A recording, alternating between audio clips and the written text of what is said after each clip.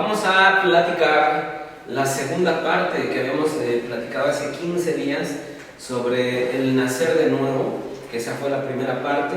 Y ahorita vamos a hablar sobre lo que es el nacer del agua y del Espíritu Santo. Dos cosas muy importantes que necesitamos para poder entrar al cielo, para poder estar algún día en la presencia de Dios de una manera eterna. Esto es algo bien importante. Y solamente para retomar, voy a leer yo nuevamente el capítulo de Juan, capítulo 3, versículo 1 al 6. Y dice así la palabra de Dios: había un hombre de los fariseos llamado Nicodemo, prominente entre los judíos. Este vino a Jesús de noche y le dijo: Rabí, sabemos que has venido de Dios como maestro, porque nadie puede hacer las señales como tú las haces si Dios no está con él. Respondió Jesús y le dijo: en verdad te digo que el que no nace de nuevo no puede ver el reino de Dios. Nicodemo le dijo: ¿cómo puede un hombre nacer siendo ya viejo? ¿Acaso puede entrar por segunda vez en el vientre de su madre y nacer? Jesús le respondió: en verdad te digo que el que no nace del agua y del Espíritu no puede entrar en el reino de Dios. Aquí hay algo bien importante, mis hermanos, porque aquí vemos dos etapas. Para que nosotros podamos entrar al cielo, habíamos platicado la enseñanza pasada, que no es a través de religiones, no es a través de ideales, no es a través de filosofías, no es a través de lo que yo creo, no es a través de lo que yo pienso. Dios nunca se va a adaptar a nuestros pensamientos. Por eso es que nos dio la Biblia, para que nosotros vayamos cambiando, conociendo a Dios, y podamos tener un día esa bendición de poder ver a Dios Padre, Dios Hijo, sentir directamente la presencia de Dios, pero ahora en una vida eterna. Eso es una bendición que Dios nos promete si nosotros le obedecemos. La primera etapa habíamos hablado que es qué se necesita para ver la gloria de Dios, y habíamos platicado que se necesita nacer de nuevo. ¿Y qué quiere decir de nuevo? El ver la gloria de Dios. ¿Cómo la vamos a ver? Simplemente como lo hemos estado platicando a través de estas enseñanzas, saber que existe un Dios, saber que existe un diablo, un enemigo, que Dios lo reprenda, saber que existe un cielo, saber que existe un infierno, saber que existe un juicio, saber que existe un tribunal de Cristo, saber que existe todo en lo que es el conocimiento del Padre, del Hijo y del Espíritu Santo. Cuando nosotros vemos en nuestra mente el panorama de lo que nos espera en el futuro, de lo que dice la Biblia, nos damos cuenta que hemos visto la gloria de Dios. Esperar que cuando muramos podamos entrar al cielo, eso es ver la gloria de Dios, estar en fe esperando. Pero cuando la gente no sabe nada de que existe un infierno, no sabe que existe un cielo, pues empieza a dar especulaciones, y es ahí que esta gente no ha nacido de nuevo. Y no van a entrar al cielo si no nacen de nuevo, no van a entrar al cielo si entran por cualquier religión, no van a entrar. Se necesita nacer de nuevo, determinar que el reino de Dios existe y que nos espera una vida eterna. Sin embargo, en los versículos 4 en adelante, Jesús le dice a Nicodemo: es necesario que nazcas del agua y del Espíritu para que entres, o para entrar en el reino de Dios. Aquí hay dos cosas, una es ver y otra es entrar. Entonces, para entrar necesitamos nacer de agua y del Espíritu. Nuevamente lo repito, no necesitamos religiones, no necesitamos maestrías ni doctorados, no necesitamos ni siquiera ser buenos, no necesitamos ser buenas personas, necesitamos ser nacidos en agua y en Espíritu. Entonces vamos a ir viendo qué quiere decir eso. Ahora, fíjense muy bien, aquí hay dos cosas muy importantes.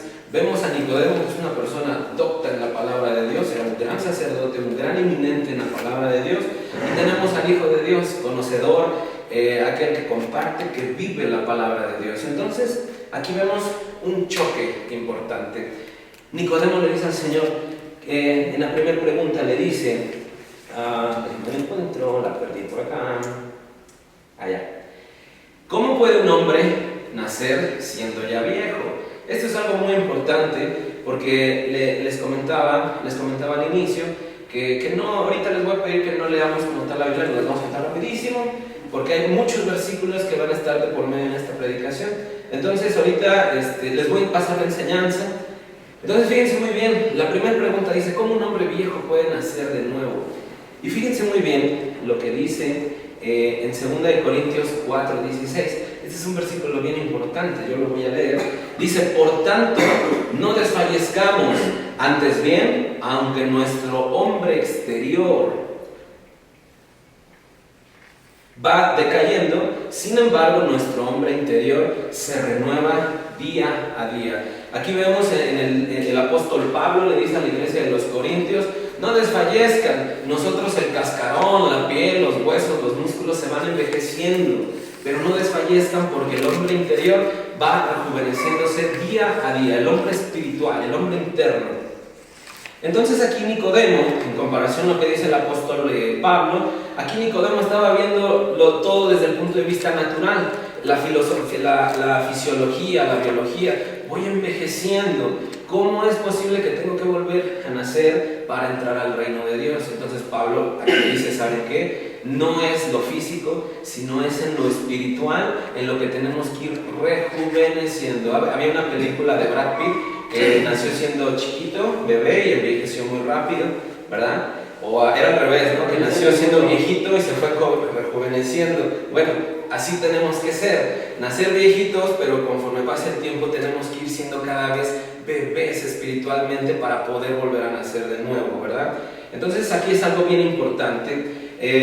Esto de los bebés es algo simbólico, porque también por otro lado, los bebés espirituales son gente que tiene una inmadurez espiritual, y como todo bebé, pues es inmaduro. Entonces aquí hay un criterio, y Nicodemo lo veía desde un punto de vista físico, biológico, y Jesús le dice, tienes que nacer de nuevo en lo espiritual. Y luego fíjense muy bien, dice otra palabra, otra pregunta a Nicodemo, le dice, Nicodemo le pregunta, fíjense muy bien, ¿acaso puede entrar por segunda vez en el vientre de su madre y nacer? Aquí Nicodemo otra vez volvió a su forma de pensamiento medio abstracto, medio científico, filosófico, biológico. ¿Cómo puedo ser? A ver, Dios, ya me expliqué que tengo que nacer espiritualmente, ya. Lo de nacer del espíritu ya más o menos. Ahora, nacer en agua, ¿cómo es posible que tenga que nacer en agua? Y aquí hay algo muy importante porque Nicodemo entendió o comprendió en su mundo fuera de Dios que él tenía que entrar nuevamente a la placenta, sumergirse al agua, líquido amniótico, reventarse las membranas placentarias y ser empapado por el agua y nacer, ¿no? Entonces vemos que dices, bueno, en el pensamiento de Dios, lo natural del hombre es una locura, ¿sí me explico? Cuando lo vemos a la luz de la Biblia, las cosas que piensa el hombre, dices, vaya, cosas que dice el hombre, ¿no? Entonces, son dos nacimientos que debemos entenderlos. Ahora, el primer punto podemos entenderlo como lo entendió Nicodemo. El primero, nacimiento físico. Aquí estamos viendo que un proceso biológico, algo que probablemente Nicodemo hubiera pagado mucho dinero para volver a nacer en su entendimiento. Dime, Jesús, construye una membrana placentaria para volver a nacer. ¿Quieres que construya una pileta para que me sumerja y salga? Fíjense lo que dice en Efesios 2:8, dice, porque por la gracia habéis sido salvos por medio de la fe. La gracia, como lo hemos comentado anteriormente, es el único libro que ha escrito sobre la gracia es la Biblia. Ustedes lean la Odisea, lean libros que han escrito y publicado por millares y los han impreso. Ninguno habla de la gracia hasta que aparece la Biblia, se escribe por primera vez la palabra gracia. Y es por primera vez porque es un regalo tan valioso que no nos ha costado nada. Entonces, esta salvación es un regalo.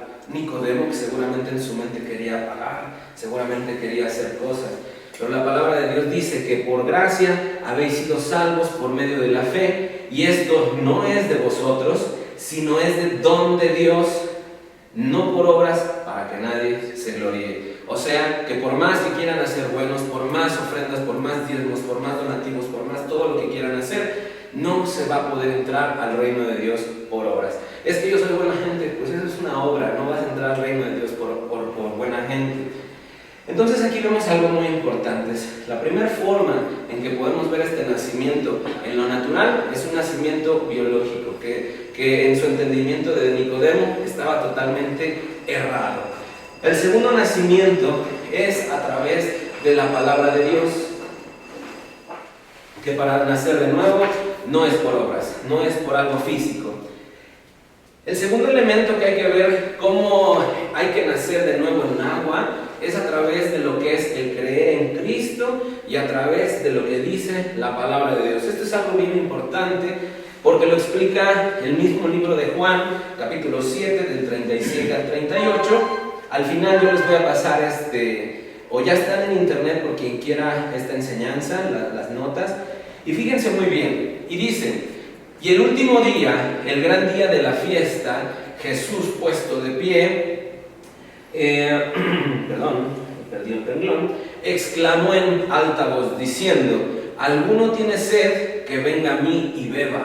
Fíjense muy bien, si alguno tiene sed de mí, beba. El que cree en mí, como ha dicho la Escritura, de lo profundo de su ser brotará ríos de agua viva.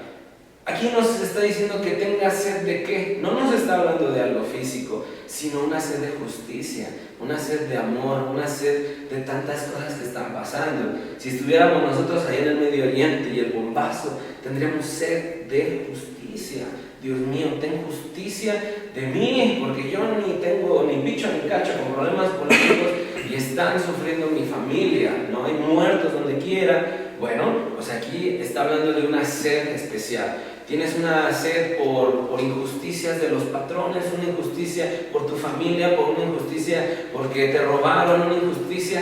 Aquí dice la palabra de Dios: el que tenga sed y cree en mí, de lo profundo nacerá agua viva. Entonces es algo muy importante, que si yo creo en Cristo, no lo tenemos que creer a nuestra forma, lo tenemos que creer a como dice la palabra, porque si nosotros empezamos a creer a nuestra forma en Cristo Jesús, nos vamos a encontrar como Nicodemos, ¿verdad? Que pues yo creo que tengo que meterme al vientre de la mamá, y yo tengo que, ¿cómo voy a envejecer? Siendo viejo, tengo que volver a nacer, ¿sí me explico? Incongruencias que hasta nosotros decimos: ese Nicodemo, ¿qué le pasó? ¿Verdad? Entonces, una forma de entender ese nacimiento de agua es a través de la creencia en Jesús y a través del creer y estudiar la palabra de Dios, día y noche, a horas y deshoras. Otro del punto es a través del bautismo de agua. Pues dice, si Joshua está hablando de nacer de agua, seguramente tiene que ver algo con el bautismo, porque tiene que ver con agua. Pero fíjense aquí algo bien importante, lo que dice Hechos, capítulo 2 al 36, yo lo voy a leer. Dice, aquí habla el apóstol Pedro, dice: sepa pues con certeza toda la casa de Israel que a este Jesús, a quien vosotros crucificasteis, Dios le ha hecho Señor y Cristo. Al oír esto, compungidos de corazón, dijeron a Pedro y a los demás apóstoles: hermanos, ¿qué haremos? O sea, respondieron toda la gente que había crucificado a Cristo. Le dijeron: ¿qué haremos? Y Pedro les dijo: arrepentíos y sed bautizados cada uno de vosotros en el nombre de Jesús para perdón de vuestros pecados, y recibiréis el don del Espíritu. Este versículo, cuando ustedes lean el libro de Hechos es un libro hermoso, porque habla sobre todo el crecimiento de la iglesia cristiana primitiva. ¿Quieren conocer los inicios de cómo la iglesia empezó a difundir el conocimiento de Cristo? Lean Hechos. Esto es algo bien importante. Los fundamentos de cómo una iglesia debe crecer, los fundamentos, cómo se tiene que servir, cómo se tiene que predicar, ciertos lineamientos. Hechos es un libro tremendo. Pero este versículo en especial cobra una importancia. Muchas religiones dicen: es que bautízate para que sean perdonados tus pecados. Y luego aquí dice: y luego bautízate, si no, no vas a recibir el don del Espíritu Santo. Y uno dice: bueno, eso no lo dice ese versículo. Hay una frase muy importante entre los cristianos en los que estudiamos la Biblia. Hay un versículo que dice: si el versículo no entiendes el contexto, es solo un pretexto. ¿Qué quiere decir? Que un versículo de la Biblia tenemos que entenderlo con el versículo anterior y con el versículo posterior. Y tenemos que entenderlo con el inicio del capítulo, con el final del capítulo. Porque si yo nada más me enfrasco con ese puro capítulo, ese versículo, ya lo voy a malentender, ¿sí? Entonces aquí el apóstol Pedro le dice a aquellos que crucificaron a Jesús: en ese nombre, a ese hombre que ustedes crucificaron, Dios lo ha hecho Hijo y Cristo, ¿verdad? Y ellos preocupados: ¿y qué hacemos? Pues ya lo matamos, ¿qué hacemos ahora? Ahora, ustedes que lo crucificaron, a ustedes que lo latigaron, que lo humillaron, en el mismo nombre, en aquel que ustedes lo crucificaron, ahora se tienen que bautizar. ¿Sí me explico? ¿Cuántos hemos escuchado la verdadera forma de un bautismo? Es a través del Hijo, del Padre, del Hijo y del Espíritu Santo, ¿sí? Pero aquí nada más dice en el nombre de Jesús. Hay otras religiones que dicen: no, la Biblia nada más dice que en el nombre de Jesús hay que bautizar para que podamos tener perdón, para que podamos poder recibir el don del Espíritu Santo. No. Este versículo es algo muy especial para la iglesia que se estaba apenas desarrollando. Pues imagínense, alguien mató a Cristo. Bueno, nadie lo mató, Él se dio su vida. Pero todos lo crucificaron, todos lo escupieron. Y ahora imagínense el cargo de conciencia: bautizarme en el nombre de quien yo agredí. ¡Paz, su mecha! Ahí es cuando entra lo que Dios quiere con lo que tú hiciste, con las maldades que tú has hecho. Pero desde el momento: está bien, Dios, perdóname, me bautizo en aquel nombre en el cual yo agredí. Y wow, se liberan de culpa, Dios los perdona, Dios los restaura. Pero aquí es algo muy importante, que ese versículo, mis hermanos, algo muy importante, que el ser bautizados no hace que los pecados se borren tal vez de nosotros, ¿sí? No, ¿cómo decirlo? El hecho que nos bauticemos no nos convierte en una persona completamente arrepentida, ¿sí? Es que ya me bauticé, está bien, pero a lo mejor tú mañana sigues siendo el mismo de antes. Entonces quiere decir que el bautismo no te genera un arrepentimiento genuino, ¿sí me explico? Pues es que me obligó mi mamá, mi hermano, no te generó ningún arrepentimiento genuino, ¿sí? Entonces aquí mucha gente saca de contexto este versículo para decir que el bautismo en Jesús es para arrepentimiento, y no es cierto. Este versículo es muy especial para esa situación de aquella iglesia, de aquella gente que había crucificado a Jesús. Y luego hay iglesias que dicen: si no hablas en lenguas, si no haces milagros, si no tienes visiones, si no tienes esto, entonces tú no tienes al Espíritu Santo. Eso no es cierto, ¿verdad? El Espíritu Santo entra en nosotros desde el momento, ¿qué tal? Desde el momento en que nosotros recibimos a Cristo Jesús y deseamos cambiar. Hasta aquí vamos bien en todo esto del crecimiento. Ya vimos, número 1, que el nacimiento natural no era lo que se refería a Jesús. ¿Es necesario creer en Cristo y estudiar su palabra para volver a nacer de nuevo? Claro. Ya vimos que el nacimiento del bautismo ¿es necesario para arrepentimiento? No. ¿Es necesario para salvación? No. Así que los que ya se bautizaron en cualquier religión, ni piensen que eso ya les dio la entrada al cielo, porque solamente el bautismo es un requisito y es solamente algo de obediencia, solamente eso, ¿sale? Es como cuando el papá al hijo le dice: mira, para que, como tú vives aquí, necesitas llegar a las 10 de la mañana, ¿verdad? A las 10 de la noche. Entonces llega el punto que solamente es una pequeña regla, ¿verdad? No te hace más obediente o menos desobediente, simplemente es una regla que tenemos que obedecer el bautismo. Pero el bautismo no salva, el bautismo no genera una santidad tremenda, ¿verdad? Y luego fíjense muy bien, pero este nacimiento que hablaba Jesús no era un nacimiento físico, no era de palabra, no era de bautismo, no era de creer en Cristo como tal, sino un nacimiento espiritual.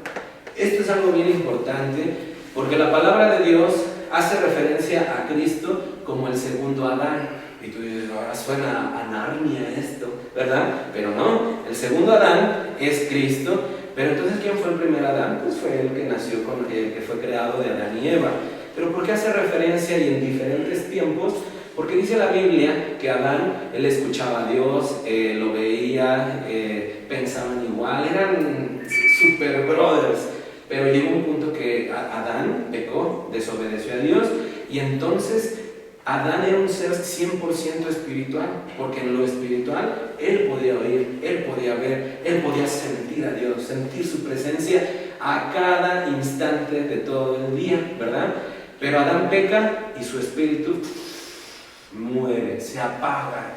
Entonces, cuando viene el segundo Adán, cuando Cristo Jesús muere por nosotros, dice la Biblia que sucedieron muchas cosas en el mundo espiritual, que cuando nosotros recibimos a Cristo en nuestras vidas, nuestro espíritu se aviva y volvemos a nacer. Ahora, ya lo hemos platicado con varios de ustedes. Cuando queremos hacer ejercicio o queremos cuidar nuestro cuerpo, hacemos ejercicio, cuidamos nuestra alimentación, ¿verdad? Ahora, cuando queremos cuidar nuestra alma, nuestro yo, pues empezamos a leer, viajamos, estudiamos, nos preparamos, leemos un libro, estamos constantemente aprendiendo, a ver qué dicen las noticias, prende la tele a ver qué pasa, vamos a llenarnos de conocimiento. Creo que se los pregunté la otra vez. Ahora, ¿qué hay que hacer para alimentar nuestro espíritu? Porque aunque nosotros digamos que somos buena gente y buenas personas, cuando nacemos con el espíritu apagado, ¿sí? Porque es una maldición, un castigo que lo tenemos desde Adán, ¿verdad? Y cuando nacemos, como no hemos tenido pecado, pues no tenemos pecado, ¿verdad? Pero conforme avanza nuestra edad, nuestra conciencia aumenta, empezamos a fallar. Pero nuestro espíritu, desde que nacemos hasta que decidimos renacer de nuevo, nuestro espíritu está apagado, está muerto. ¿Sí me explico? Entonces, aquí es donde Cristo o Jesús le dijo a Nicodemo: no necesitas nada de todo ello, nada, solo necesitas que tu espíritu nazca. Entonces, la obra de nacimiento del Espíritu Santo no tiene que ver a veces con que seamos doctos en la palabra, no tiene que ver con que creamos en Cristo así como que, pues mira, yo creo, pero pues es un maestro más. Mira, yo creo, pero es un filósofo. No tiene nada que ver, porque dice la Biblia que aún los demonios creen en la palabra de Dios, creen en el poder de Dios y huyen. Entonces, creer en Cristo hasta los demonios creen. Entonces, no necesitamos tan solo nada más creer, sino que nuestro espíritu se avive día a día. Eso es algo bien importante, que se avive día a día. Ahora, fíjense muy bien, ¿dónde encontramos esa característica que nuestro espíritu se tiene que avivar? Fíjense muy bien. En 2 Corintios 4:16, hace rato ya lo platicamos, dice: por tanto no desfallezcamos. O sea, no te canses. O sea, si sientes que ya estás dando la última, no desfallezcas, da tu último impulso. Lo que dice el apóstol Pablo, dice: antes bien, aunque nuestro hombre exterior, o sea, el caparazón, ¿cómo se llama? La piel, ¿verdad? Los tejidos van decayendo, sin embargo, vuestro hombre interior, o sea, nuestro espíritu, hombre interior se renueve día a día. Una forma en que tenemos que avivar nuestro espíritu no es de cada domingo, es de día a día. En otros versículos dice: ahora y deshora, en la mañana, tarde y noche y en la madrugada. No es de cada domingo, no es de cada mes, es de día a día. Ahora, fíjense muy bien. Hay un versículo en el libro de Efesios, capítulo 4, 22 al 23, que dice así: que en cuanto a vuestra anterior manera de vivir, anterior manera de vivir, fíjense muy bien, os despojéis del viejo hombre que se corrompe según los deseos engañosos. Este hombre anterior, viejo hombre, es aquel que piensa como quiere, que envejece como quiere, que se echa a perder como quiere, que no hace caso a nadie, ¿verdad? Pero aquí el apóstol Pablo dice: despojaos del viejo hombre. Y luego dice en el versículo 23, dice: y seáis renovados en el espíritu de vuestra mente. Aquí vemos otra característica, que necesitamos ser renovados de día a día y además en el espíritu de nuestra mente. Aquí ya empiezan a ver dos cosas, porque una cosa es el cuerpo, otra es la mente, que ahorita platicamos, y otra es el espíritu. El versículo anterior dice: renuévese su espíritu día a día, ¿verdad? Y aquí dice: renueve su espíritu y la mente. O sea, tenemos que renovar el espíritu, tenemos que renovar nuestro entendimiento, nuestra forma de ser. Y bueno, ya lo físico, pues ya necesitamos también cuidarnos. Vamos bien hasta acá, que necesitamos tener un proceso de renovación. Todo aquel que nace y siendo bueno, no va a entrar al reino de Dios, porque desde que nace ya tiene su espíritu apagado. Y para que nosotros podamos entender, ver la gloria de Dios y entrar al reino de Dios, necesitamos que el espíritu fluya, que aumente, que madure. Si no tenemos nuestro espíritu avivado, crecido, aumentado, no aspiremos a entrar al reino de Dios. Yo les hago una pregunta a ustedes en el interior. ¿Ustedes saben cómo está su condición espiritual el día de hoy? Ustedes saben, ustedes pueden decir ahorita, si yo muero seguro ahorita terminando de cerrar mis ojos aquí, seguro voy a entrar al reino de Dios. Es una pregunta que quisiera que la analizaran, la meditaran en el transcurso de la predicación, ¿verdad? Porque fuera de allá, pues ya no sabemos qué pueda pasar. Pero háganse esa pregunta, ¿mi espíritu estará verdaderamente avivado? ¿Valdrá la pena todo lo que yo soy y que mi espíritu esté muerto y no pueda entrar al reino de Dios? Háganse preguntas así, donde ustedes se confronten. Acuérdense que cuando se confrontan, ahí empezamos a ver nuestras maldades, empezamos a ver nuestros errores. Así como Nicodemo se confrontó, no en pelea, sino en conocimiento, se confrontó con su espíritu, ¿sí? Porque Jesús le dijo, ¿sabes qué? Posteriormente en los versículos dice Jesús le dijo a Nicodemo, ¿cómo siendo tú maestro de la palabra, sabiendo que predica, no sabes cómo es nacer de nuevo? Jesús le dio sus cocazos, un coco, ¿verdad? Todo lo exhortó y le dijo, ¿cómo es posible que tú siendo docto maestro de la palabra de Dios no sepas cómo es nacer de nuevo? Y no es posible como que seas maestro y me hagas estas preguntas, ¿verdad? Entonces llegó un punto que yo les hago una pregunta. ¿Su espíritu está avivado? ¿Su espíritu tiene la capacidad de sentir a Dios? ¿Su espíritu tiene la capacidad de saber cuál es la voluntad de Dios? ¿Verdad? Entonces eso lo vamos a ir viendo poco a poco. Analícenlo y ustedes lo van a ir viendo poco a poco. Ahora, fíjense muy bien. Es un proceso. Yo siempre he dicho que se necesitan dos cosas, la constancia y la disciplina. No sé si lo he platicado con alguno de ustedes, pero ¿qué será más bueno, más importante? Las dos son buenas, la constancia y la disciplina. Pero ¿qué será más importante? ¿La constancia o la disciplina? La constancia. Yo pienso que la constancia, porque como aquí no es el ejército, ¿verdad? Ni la marina, si no llegan temprano, si no eso, pues no les hacemos nada. Pero al final de cuentas, en el ejército, no viniste, pues encuartelado. No, pues ya la otra ya no llegó tarde. Entonces llega un punto que la disciplina se puede perder, todos la podemos perder. Incluso es que mira el tráfico, eso la podemos perder. Y eso es natural, ¿verdad? Pero la constancia es la que te lleva a terminar tu proyecto, tu idea, tu sueño, aunque, yo no me levanto. Pero la constancia te hace terminar tu proyecto. Perdiendo la constancia, ya bailó, porque la disciplina es muy fácil de que se pierda. Entonces aquí habla algo bien importante.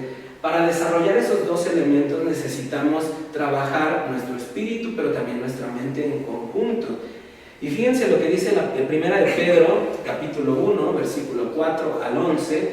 Lo voy a leer, es un poquito largo ese versículo. Dice, fíjense muy bien, por medio de las cuales nos ha concedido sus preciosas y maravillosas promesas, a fin de que por ellas lleguéis a ser partícipes de la naturaleza divina. Recordemos que lo vamos a ir viendo, ¿qué significa esta naturaleza divina?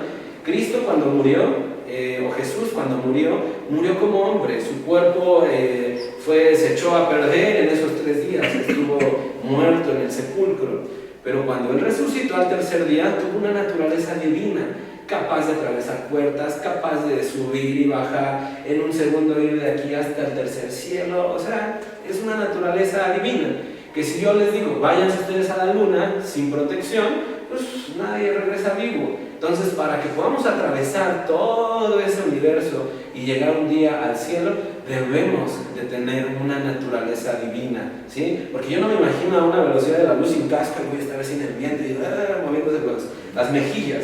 Necesitamos tener esa naturaleza divina, pero para llegar a esa naturaleza divina necesitamos tener un nacimiento espiritual, ¿sí? Ahora fíjense muy bien, dice: habiendo escapado de la corrupción que hay en el mundo por causa de la concupiscencia, por esta razón también, aquí pongan mucha atención, dice: por esta razón también, obrando con toda diligencia. O sea, todo lo que tenemos que hacer es con diligencia. Nada de que como el Porras, que llega solo y te va solo. Tienes que actuar con diligencia. Tienes que actuar, todo lo que hagas tiene que ser con conocimiento de causa. Bueno, hemos hablado de las tradiciones. El 99.9% de las tradiciones tiene un antecedente ocultista, y a veces hasta en las iglesias, en los hijos de Dios, estamos siendo partícipes de esas tradiciones. Entonces aquí dice: todo lo que hagas tiene que ser con una suma diligencia, todo. Luego fíjense muy bien, dice: obrando con toda diligencia, añadiendo a vuestra fe virtud. Aquí hay algo muy importante, porque primero tenemos que hacer las obras con mucha conciencia, con diligencia, pero a las obras tenemos que sumarle fe. La verdadera definición de lo que es la fe viene en Hebreos 11.1, capítulo 11, versículo 1, y fíjense lo que dice: ahora bien, la fe es la certeza de lo que se espera. La certeza de lo que se espera, o sea, no lo que ha llegado, sino lo que viene, ¿verdad? La convicción de lo que no se ve. Entonces aquí es algo muy importante. Les decía hace 15 días que un proceso, una etapa, un paso más de madurez es dejar de ver lo material, dejar de ver lo invisible, por ahora ver lo invisible. Entonces aquí la fe es algo que yo pongo mi fe en algo que ni siquiera sé si venga mañana, pasado mañana, pero yo sé que viene, ¿verdad? Entonces, fíjense muy bien, y luego dice: la convicción de lo que no se ve. ¿Cuántos de ustedes, por ejemplo, pagan la carrera a sus hijos porque sabemos que va a titularse algún día? No vemos el título, ni vemos toda la fotografía, ni nada, pero por fe ya estamos apostando que se va a titular. Que Dios no quiera se enferme, que Dios no quiera se muera, que Dios no quiera y los números económicos rojos bajen y no se titule, pero uno en fe actúa en que va a salir resultando exitoso esa inversión. Pero fíjense muy bien, vemos que la fe se mueve en lo invisible. Es por eso que si nosotros no nacemos de nuevo, no nacemos en el Espíritu y en agua, no vamos a poder entender lo que es Cristo, porque Cristo y todo lo que Él es cosa invisible. Entonces necesitamos nacer de nuevo. Segunda de Pedro 1, capítulo 1, versículo 8 al 9, fíjense lo que dice: a quien sin haberle visto, aquí dice Pedro, dice: a quien sin haberle visto, le amáis. Fíjense muy bien, yo amo a Cristo porque no lo he visto, pero creo en Cristo. Pero si yo no sé lo que es Cristo, solo de oídas y solo porque me han dicho, entonces yo no lo puedo amar, ¿verdad? Entonces llega un punto que aquí dice: a quien sin haberle visto, le amas. Yo les hice una pregunta hace 15 días. ¿Qué pasa? Es un ejemplo, así como que en el de Braille. ¿Qué pasaría si hoy Cristo dijera: ya no hay cielo y ya no hay infierno? ¿Le seguiríamos amando? Pues como no hay infierno, pues mira, yo hago lo que quiero, ¿verdad? No. El amar a Dios es aún que, aunque no haya infierno, aún haya cielo, tú ames a esa persona invisible en Cristo.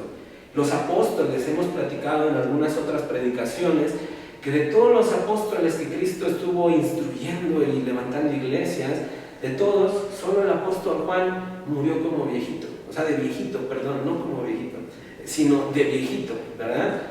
Pero todos los demás murieron como mártires, ¿verdad? Ellos sin ver la gloria de Dios así, las calles de oro, mar de cristal, ellos estuvieron dispuestos a morir por Cristo, por morir por algo que los esperaba en la vida eterna después de la muerte. Entonces aquí es algo muy importante, que además de nuestras buenas obras, tenemos que tener fe. La palabra de Dios es muy clara. Tú puedes hacer muchas obras, levantar hospitales, levantar orfanatos, levantar iglesias, pero sin fe son obras muertas. Viceversa, puedes tener mucha fe, pero sin obras no sirve de nada. Yo puedo ver a mi hermano desnudo y decirle, levántate y ánimo y Dios te bendiga, pero si no le das de comer, tu fe es vacía, es hueca, no sirve, ¿sí? Entonces tiene que ser el primer paso, obras diligentes. Segundo paso tiene que ser la fe. Es algo muy importante, porque sin fe, créanme que no vamos a ver nunca lo invisible, lo hermoso que es el reino de Dios. Y luego aquí dice, añadir a la fe virtud. Entonces es otro proceso que debemos que buscar día a día para renovar nuestra alma y para renovar nuestro espíritu, poder nacer de nuevo y poder entrar a la gloria de Dios. Fíjense muy bien, virtud. Hay un versículo en Éxodo 18:21, fíjense muy bien, donde Jehová le dice a Moisés, hace mucho tiempo, dice, además escoge tú de entre todo el pueblo varones de virtud. O sea, no cualquiera, ¿verdad? Temerosos de Dios. Fíjense una característica de un hombre y una mujer virtuosa. Temerosos de Dios. Temeroso no es de que, ay, viene Dios y escóndete, ¿no? No, temeroso es que podamos respetar su palabra, amar su palabra, saber que es un Dios justo, que si me porto bien me va a bendecir, que saber que como es justo también me puede dar mi nalgada. Entonces, temer a Dios no es miedo, temer a Dios es honrarlo, temer a Dios es obedecerlo, ¿sale? Entonces, fíjense algo bien importante, dice, temerosos de Dios, varones de verdad que aborrezcan la avaricia, y ponlos sobre el pueblo para jefes de millares. Esta gente de virtud es colocada en sitios muy importantes. Entonces quiere decir que la virtud, fíjense muy bien, la virtud es la disposición, las características que tiene ese hombre o esa mujer de poder servir a Dios. Si no somos virtuosos, Dios nunca nos va a usar. Tenemos que tener esa disposición. Cuando a la virtud la ponemos en el cuerpo, no, Dios mío, día y noche voy a estar trabajando, predicando, enseñando, aunque me canse, es virtuoso, porque todo el mundo quiere irse de vacaciones, todo el mundo quiere irse a esto, pero este es virtuoso, porque se quiere quedar aquí aprendiendo, no importando el cansancio, no importando las desveladas, ¿verdad? Cuando a la virtud le ponemos en el alma, dices, este tremendo, quiere aprender mucho, quiere devorarse la Biblia, pues vamos a ponerlo en lugares de millares, donde pueda servir, donde pueda transmitir, donde pueda enseñar. ¿Por qué? Porque se está preparando, ¿verdad? Pero cuando ponemos la virtud en el espíritu, es aquí cuando Dios te usa impresionantemente, ¿sí? Es un proceso. Ahorita vamos a seguir hablando. Entonces, ya vimos que en 1 de Pedro 1:4-7 dice, vamos a poner unas obras con diligencia. A las obras con diligencia pónganle tantita fe, a la fe pónganle virtud, y luego dice que a la virtud le tenemos que poner conocimiento. Repitan después de mí, conocimiento. Amén. Fíjense muy bien, ¿quiénes son la gente que está dispuesta a recibir conocimiento? Porque fíjense muy bien, Proverbios 18:15 dice, el corazón del prudente adquiere conocimiento y el oído del sabio busca conocimiento. El conocimiento no llega.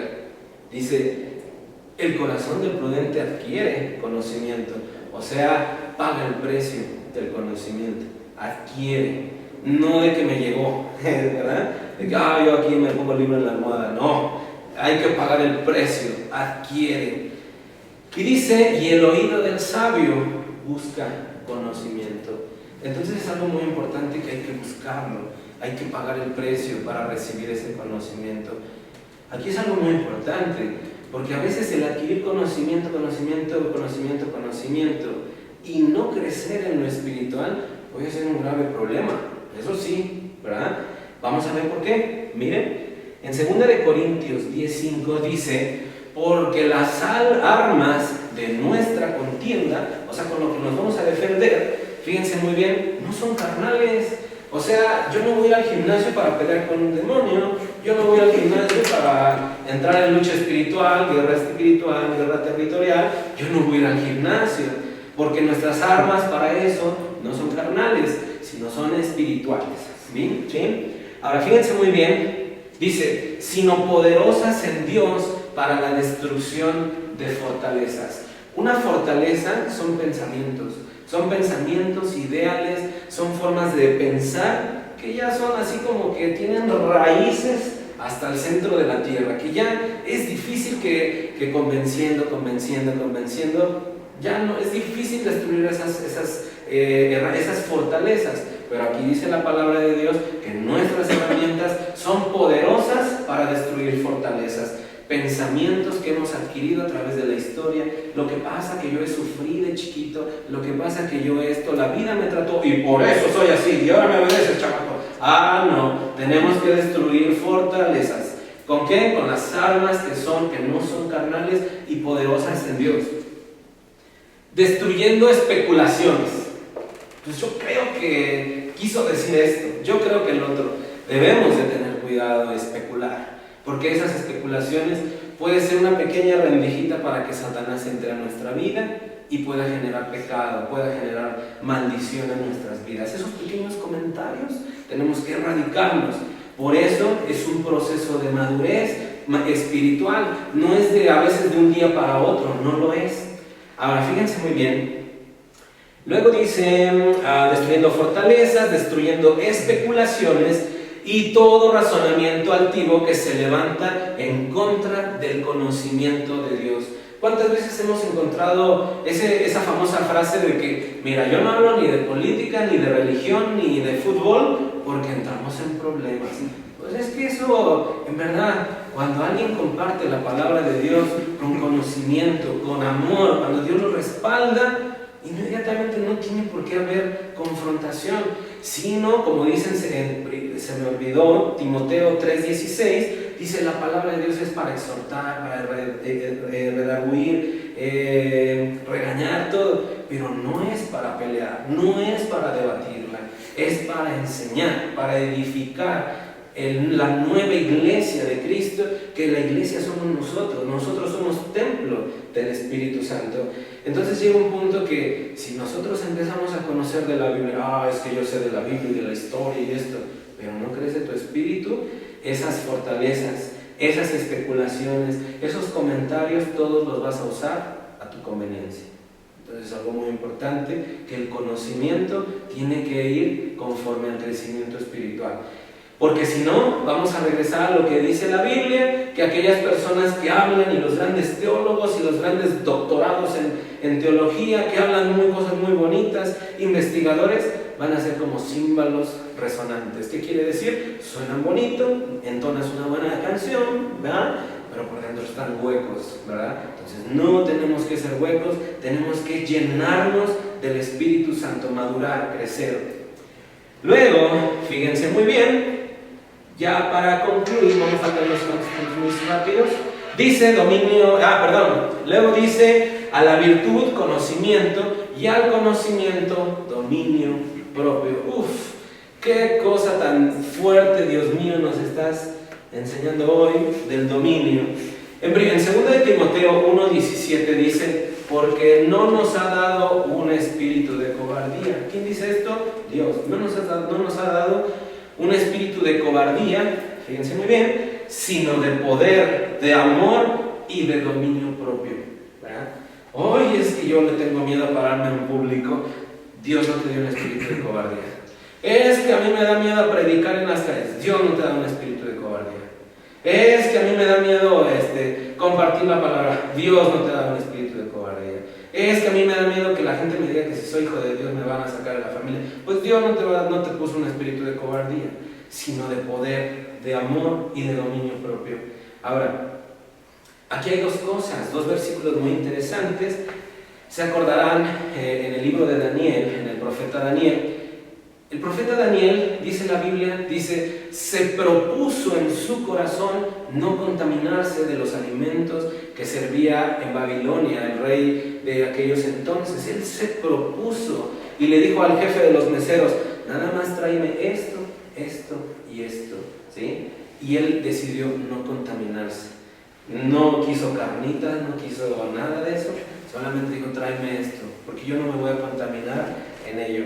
Empezó él en un proceso de oración, de ayuno espiritual, donde Dios, gracias a ese deseo de un hombre sabio, de un hombre prudente, que supo llegarle al corazón de Dios, no se contaminó. Pero eso es un dominio propio, que él dijo, yo sé que me voy a contaminar, entonces mi dominio propio me dice, es que no me des esto. Oye, pero te pueden matar y me pueden matar. Mira, no lo hagas como tú lo crees, hazlo así, tráemelo y yo pagaré mis consecuencias, ¿verdad? Entonces Dios le revela profecías impresionantemente a Daniel, ¿verdad? Entonces, cuando uno llega a un punto de dominio propio, las cosas cambian, porque ya no nos contaminamos del mundo, de lo que el mundo hace. Y el segundo versículo es en Pablo. Pablo ejemplifica o compara la carrera del verdadero cristiano, la compara como si fuera una carrera de correr, ¿verdad? Donde dijo, aquel atleta que se dispone a ganar, va a ganar una corona corruptible, pero nosotros vamos a agarrar una corona o a ganar una corona incorruptible. Estamos hablando de que dice, corran para ganar. Pero para ganar no podemos estar fumando, porque vamos a estar ahí a media carrera vamos a estar ahí fumando, ¿cómo se llama? Todos esos dolores, entrenar para evitar esguinces, entrenar para evitar calambres, todo ello, y para así ganar. Entonces, pero para ello necesitamos dominio propio. Órale, compa, fíjate que te presento esto. No, tranquilo, yo decidí cambiar a Dios, yo decidí caminar con Dios, y lo que tú me ofreces sabe rico, huele rico y ya me está llamando la atención, pero tengo dominio propio.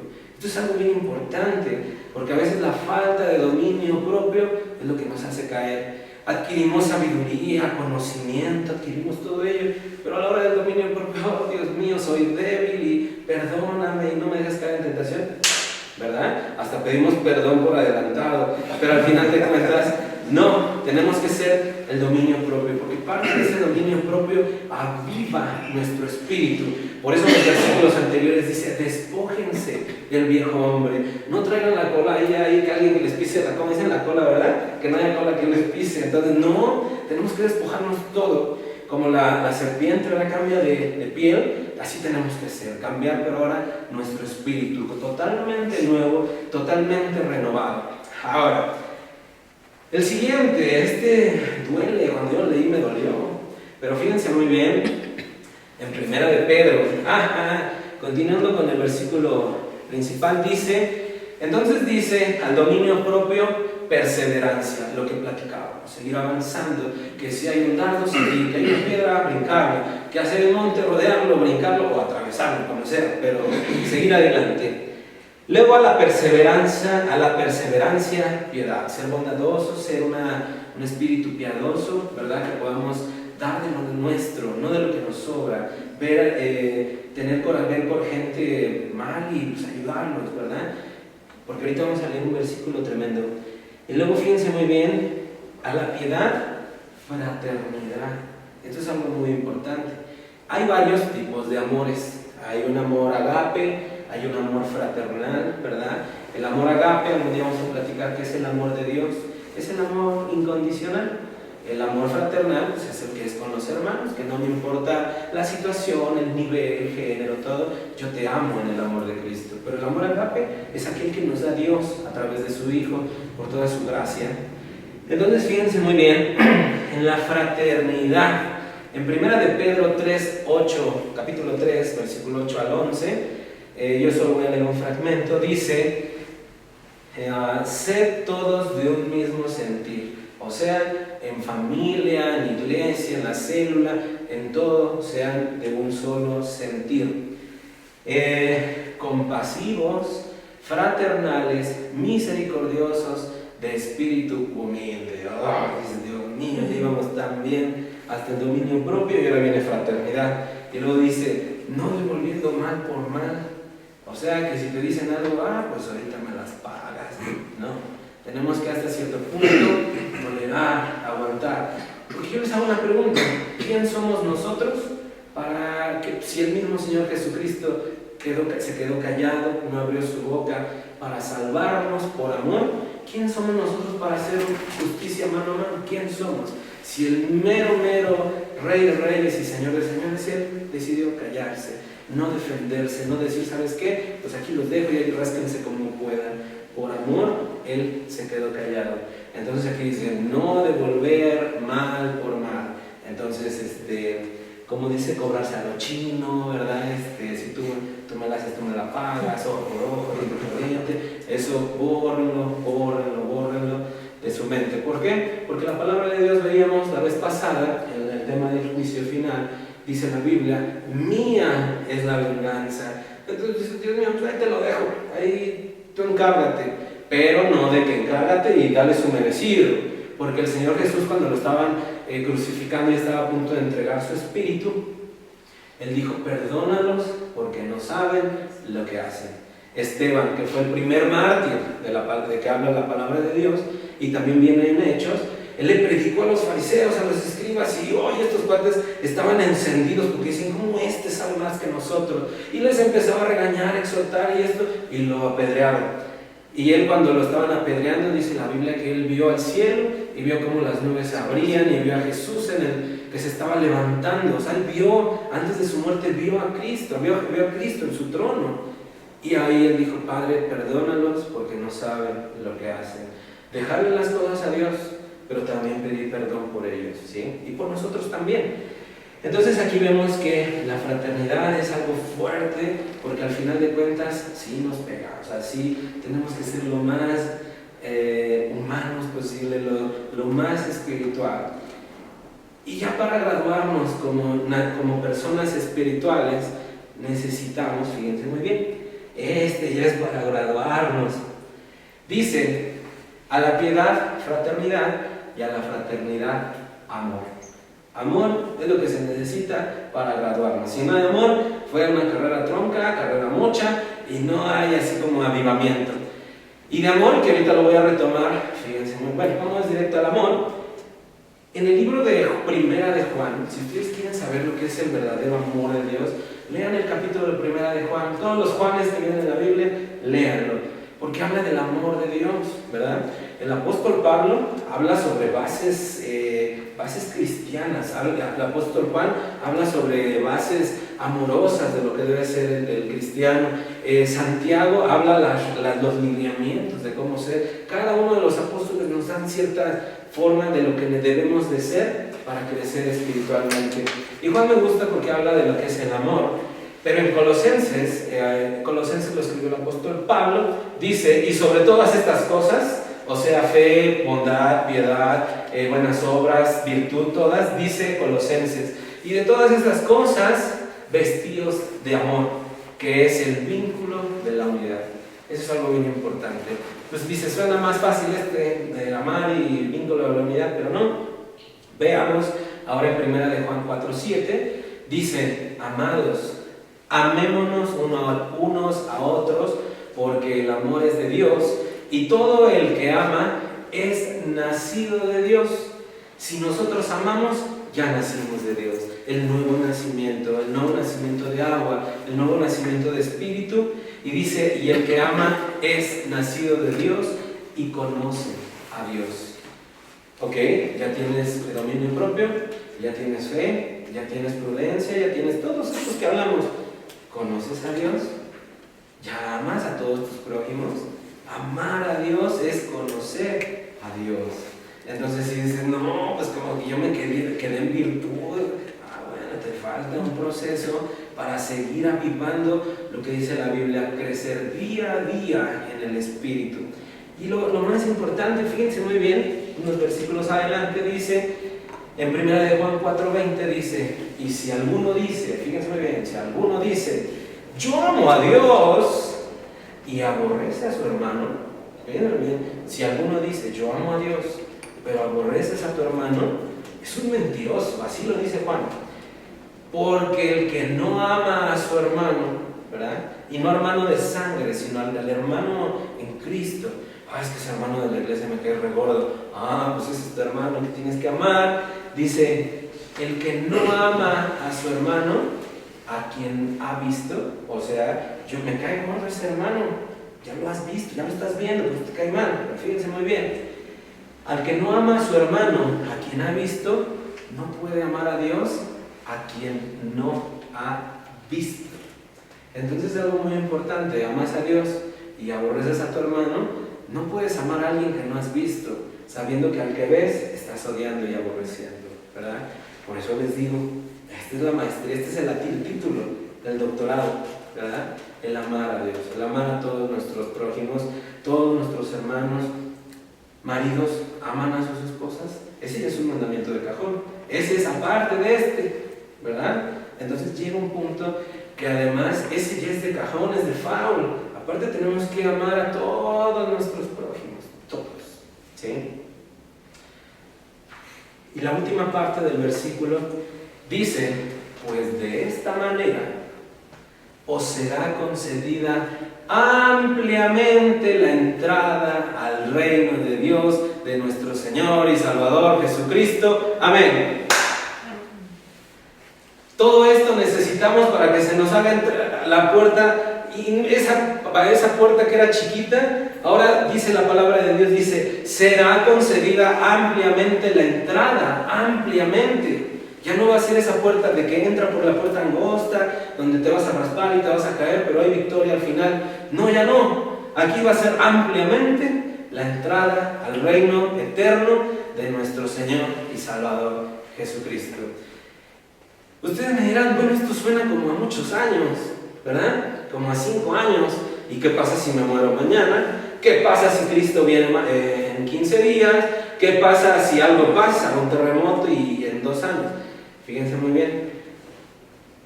Les había comentado de la constancia y la disciplina. La disciplina se puede perder, pero mientras más disciplinados seamos, más rápido llegamos a la meta, ¿sí?